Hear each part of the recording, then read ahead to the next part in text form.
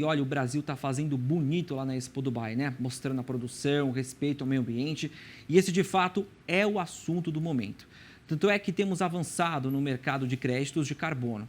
Essas transações são consideradas alternativas econômicas para incentivar empresas e governos a reduzir as emissões poluentes, mas ainda precisam aí de diretrizes. Por isso, um projeto de lei que tramita lá no Congresso Nacional pretende regulamentar essas transações. E essa matéria tem ganhado destaque entre os parlamentares. A expectativa é que o processo ganhe, então, velocidade até a COP26. E sobre esse assunto eu converso agora com a advogada Ana Maria Carvalho, que já está conectada com a gente aqui no nosso Bem da Terra. Seja muito bem-vinda. Obrigada, bom dia. Sim, é um projeto de lei, sem dúvida, né, a gente comenta bastante que vem em ótima hora, dada a proximidade mesmo da COP26, como foi falado, né, agora já em novembro.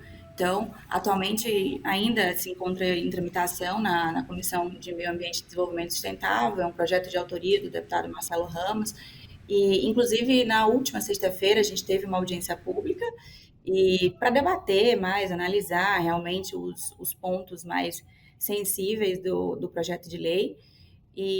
Sem dúvida, ele vem muito em boa hora no sentido de fomentar o mercado voluntário, né, que todo mundo é o que mais se fala hoje em dia, justamente por não existir um mercado regulado, efetivamente regulado no Brasil. Então, ele acaba atuando em duas pontas. Ele tanto fomenta o mercado voluntário por meio de a criação de um sistema nacional de registros que dá mais transparência, e na outra ponta ele estabelece diretrizes, né, mais específicas para se criar esse mercado regulado.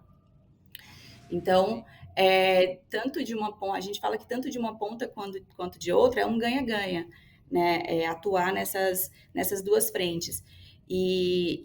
O foco realmente é demonstrar um esforço, né? Um esforço de redução urgente, do ponto de vista do Congresso mesmo.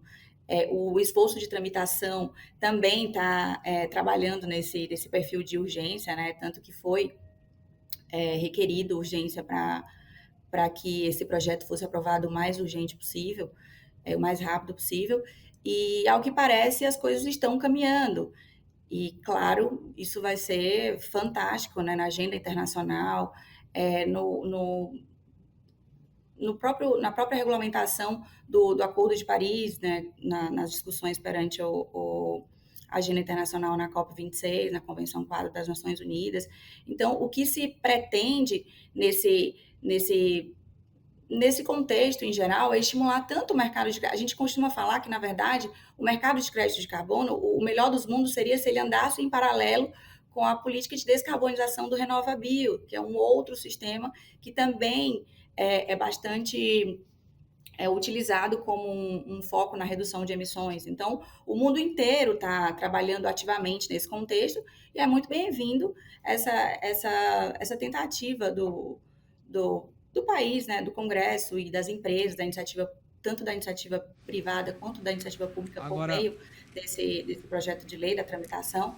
Então, é um contexto muito bem-vindo, né, um momento muito bem-vindo, e que a gente espera que doutora, esse esforço de tramitação urgente realmente traga bons frutos o mais rápido com, possível, né, uma cer integração positiva desse com mercado de certeza. crédito com o RenovaBio, e que alguns pontos sejam efetivamente sanados para que não se Doutora, tenha um projeto de lei que se torne uma lei, com mas que se torne certeza. ineficaz. Então, Doutora, são vários pontos que precisam ser debatidos. eu tenho uma questão exatamente sobre isso, nós temos só mais um minutinho, mas eu queria que você, em síntese, falasse o que é ainda de obstáculo, né? Quais os obstáculos, melhor dizendo, ainda existem para a implementação, para a regulamentação deste mercado.